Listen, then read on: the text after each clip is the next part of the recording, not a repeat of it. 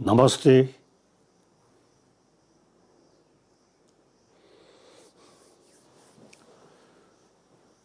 Trashtele. Good morning.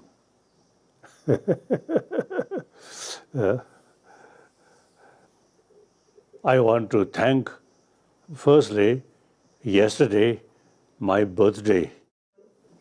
So, many my friends express happy birthday. So, here, I want to take this opportunity to express those people, including some leaders. Nancy Pelosy, since I know her, she's such a sort of just sort of lip service. She herself visit Tibet and talk some of the local Chinese leaders, and then come here.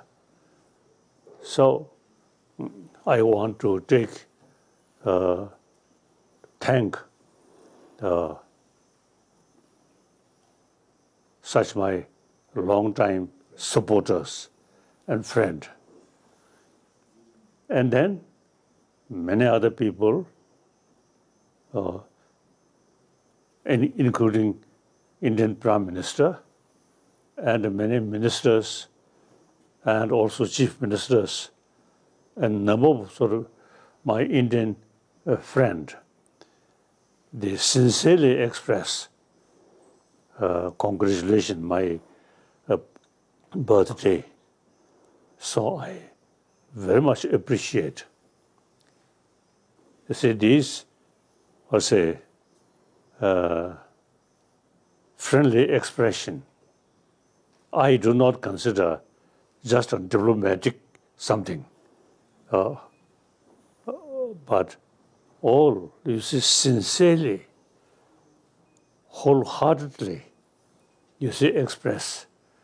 So I want to thank all those people who really think about my life, something useful. So I very much appreciate. And more people, sincerely express that way, then that gives me determination, inner strength. I must live long, as much as sort of life possible.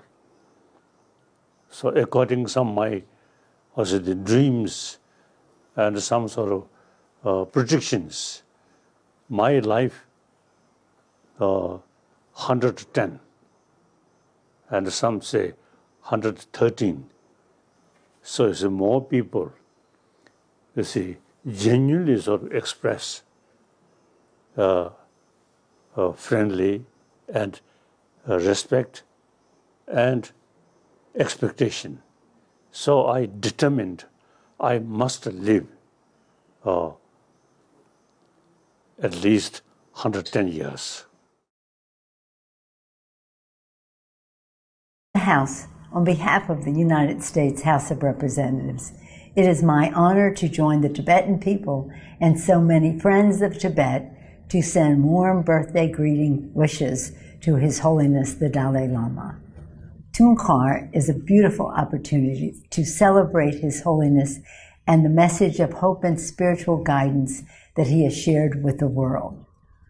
And it is an opportunity for all peace-loving people to recommit to our mission, to ensure that the Tibetan people can practice their faith, speak their language, and celebrate their culture freely, without interference or intimidation from Beijing.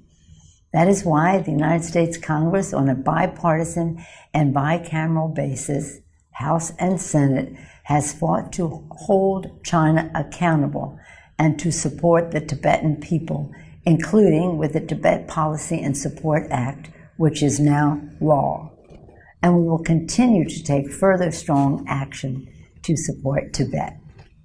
On this special day, I recall, as I often do, the bipartisan congressional delegations that I've been honored to lead to Dharamsala.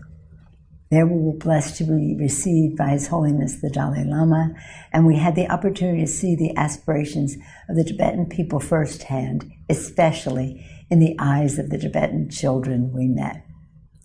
And I also recall with great joy His Holiness receiving the Congressional Gold Medal presented by President George W. Bush. To support the aspirations of the Tibetan people, may our people and leaders continue to work together to advance the noble cause of peace. And may His Holiness's birthday bring happiness, health, and security to all Tibetans and the world. Thank you.